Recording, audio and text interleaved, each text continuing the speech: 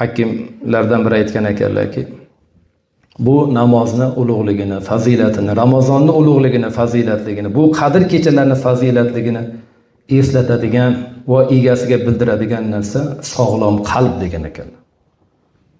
Qachonki qalb sog'lom bo'lsa, illatlardan, kasalliklardan xoli bo'lsagina keyin buni ulug'ligini, buni fazilatligini biladi.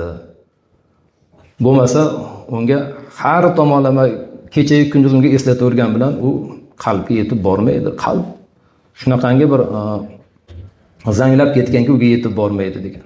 Shuning uchun aytishardi, Ramazonni qanday kutib olaylik desa, istig'forlar bilan. Chunki inson gunohlari sababligina mana shunday ulug' oylardan, fazilatlardan mahrum bo'ladi degan ekan.